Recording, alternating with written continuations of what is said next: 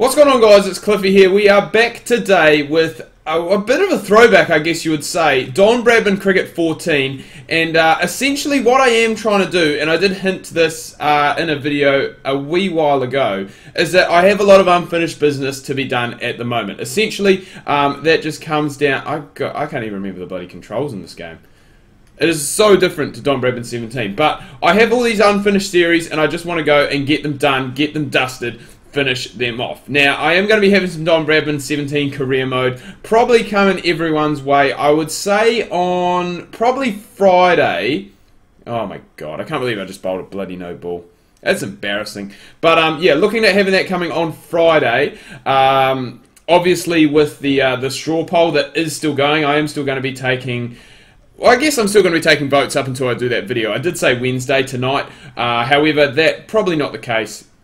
It will be just before I go and do that video. So there is still time for you to go and select, choose, pick your county. So make sure, I'll leave a link to the straw poll down below in the description, but you can also find it in my video that I did, I think on Monday possibly, of who should I pick in the county championship. So definitely go check out that video if you haven't. It's just a short one, and it is nice to get your guys' interaction and to see what you guys want to see. So we've brought it back pretty well, it must be said, with Tim Southey until that ball. I was going to say we were doing very, very well, and then we had been pumped for a 6. It has only just gone for 6 though, 67 metres. Southey going for 12 off his first over, and you know, this series back in the day, this was all the rage. Like, I really, really enjoyed doing this. It was a lot of fun. We don't actually have that much left to go. Like, we're in round 6 now of the group stage. So we've got another game after this, and then we have... I'm just trying to think. I think after that, there isn't really too much left to be done. So it will be done and dusted pretty soon, which I'm quite excited for. Just to obviously get it finished. Throw the ball. Is that Wags? I don't know who that was, but they're just mucking around. We don't have time for that today. We don't have time for this mucking around, wabba jabba. But yeah, I really just want to go and get some finished, just get some series finished off, and that's a great catch. I don't know who that's by, but Bolt picks up the first wicket, and that is Tim Southey fielding in close. What a catch by the Kiwi paceman, and we are now going to see. I was going to say a change. No, not a change of the field. We don't want to change the field. We're happy with this field that we've got now. But yeah, just looking through, and like I've looked through all my thumbnails and stuff like that, and I just have. Oh, it's a great bit of fielding. Oh, gets it in as well. Keeps it to 1. You beauty. I've got so many thumbnails just in my thumbnail folder, and I just feel as though I just want to get some of them done. I just want to get them finished, get them deleted, move on, finish off the playlist. That would be absolutely ideal. So, yeah, I don't know what it was, but probably it's unlucky. But yeah, probably maybe... I don't know, I'm just trying to think. Like, I thought about this maybe a month ago, like before the Champions Trophy had started. And I just want to try and get it finished off as Bolt picks up his second for the over, and Iqbal gone for 6 off 3. Bolt gets his second, so a good over from him. Good comeback by the Kiwis, and we will now bring in old Dougie Bracewell into the side. 2 down are the Scots, and not too many on the board, only 19 on the board, which actually isn't, it's not actually that bad. You know, thinking about it now, you look at all those games, all those 5-5 games I've done on DCB 17, you know, you're kind of looking at anywhere around that 45 to 50 mark for a par score in a 5-5 game. So hopefully we can continue to contain and continue to...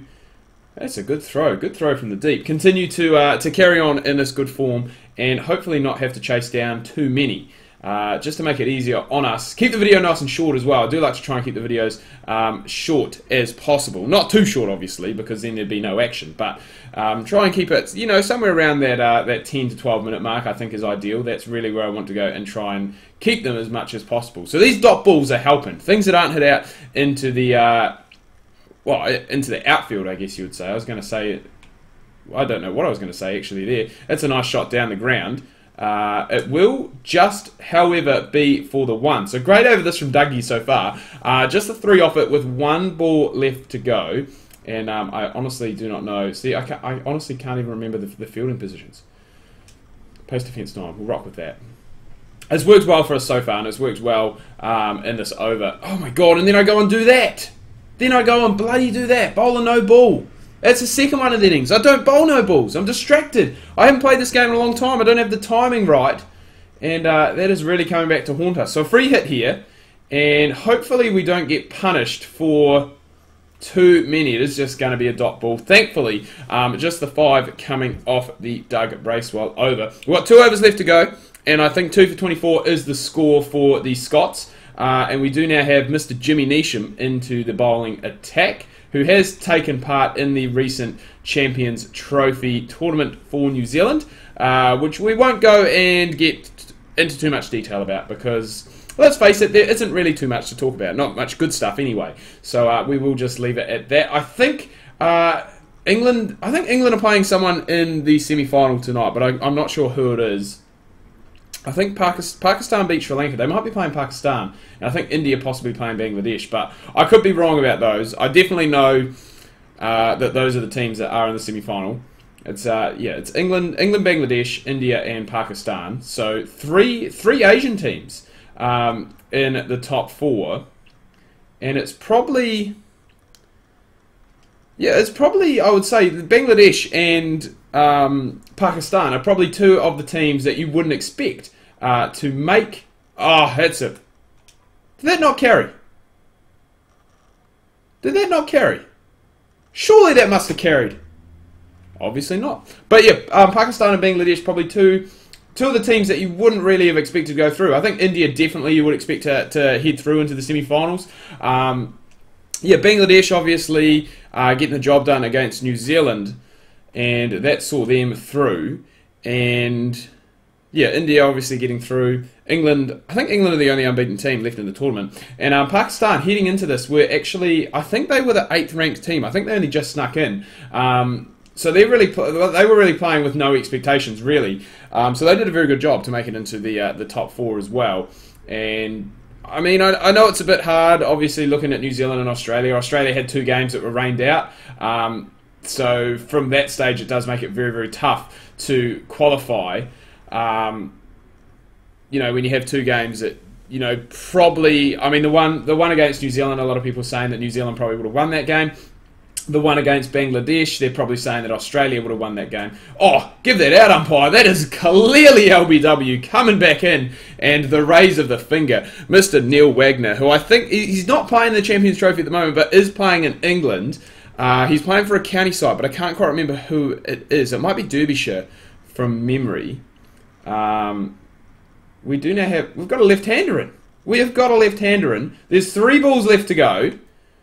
And we'll just, I was going to say, be looking to probably minimise the damage. Whew, that would have been a great catch had it gone to hand. Had he had just a little bit more pace, then we would have been in with a very good wicket. That would have been an incredible catch. Trent Boult stuff. It probably was Trent Boult down there, to be honest. He just, for some reason or another, just has a way of taking absolute clangers of catches. He's done it all the time. I remember he did one in West Indies. He's done quite a few in test matches, like fielding in the gully and stuff like that.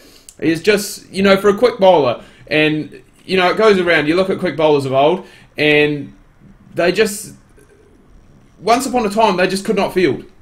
They could not field. They're a guy that you chuck down at fine leg, you hit him down there, just because he couldn't really do much. But, I mean, the modern-day quick bowler, a lot of them are your team's best fielders. You look at Trent Boult, obviously very good in the gully region, very good outfielder. Tim Southey's the same, fields in the slips. And there's a lot of guys, like Shane Warne comes to mind. I was going to say, I can't even remember how you look around in this game. It's different to 17. Wow. Really? Okay, Tommy Latham, you're going for a golden duck. First one of the innings, mate. First ball of the innings. That's not the greatest of starts whatsoever. Wow, that was bad. That was really bad. That's better from Kano. It is just going to be the 1. And I'm still getting my head back around this. It is quite funny. It's you play a game, and don't get me wrong, when Don Bradman 14 was out, I played this game religiously, like every day. I just absolutely smashed it out. And I've come back now, and I haven't played it for, I think the last time I played this save was just before Christmas. So that's obviously when 7. Oh my God! Give me a white. That is unlucky for the Scots. but I'll take it. But yeah, just before Christmas, obviously, when Don Bradman 17 did come out. So it has been a while, and you can really see that my timing is just completely all over the place. We've lost 2 wickets in the first over. Man, oh man, what is going on here? I don't understand. We need 40 off 26. We're 2 off 2. There we go. That's better, Roscoe. Where has that been from bloody Tom Latham and Guptill? Our openers. They didn't have anything. They had nothing. And Roscoe Taylor has come to the crease and is now... Okay, I think I've kind of got the hang of the timing once again. So we finished with another 4. So we finished 10 off the over. Did lose 2 wickets though, which is a bit of a concern. But do have that long batting lineup, which hopefully we will be able to use at some stage. But 32, so still 8 and over required. I just can't... Honestly, I thought going through cover was like my go-to shot in this game. Like, that is where I always used to go. And I'm just not getting anything. Nothing at all. Oh, and you really should be playing off the back foot. That's one thing I think I have improved on in Don Bradman 17 is my back foot play. Like, looking back at some of my videos in 14 now, I would never play anything. Like that shot, even that shot there I played off the front foot. I mean, it has gone for 6, don't get me wrong. It's only just cleared the rope. But, you know, on 17, that's something that I'll just rock back on the back foot and just absolutely cream it. I was going to say, not like that one there. That one there didn't have great timing. And a bit of a better effort from the fielder could have resulted in a catch. But not the case. We go 6, then 4. And we're going to follow that up with another big 6. So we've got the timing back now, boys. We've got the batting back. And this is what we like to see. It is raining 6s out here. And we do now require 15 off just 20 deliveries. And then we've gone and bloody edged one. Just as we're getting a roll on and getting a start, then we lose some bloody wickets. And all of a sudden we've got Colin Munro coming in. We only got him, BJ Watling, and James Neesham left to come. And that is really the only out-and-out batters that are left in the side. And Monroe is going to get off the mark there. But that's a great over. 18 coming off at just the 1 wicket. And with 7 wickets left in hand with 3 overs left to go, we really shouldn't be bowled out in this situation. And we should get there, I would say, quite easily. Especially with just 14 off 18 required. And the big hitter, Colin Munro, punches that one over point. And he is going to pick himself up another 4.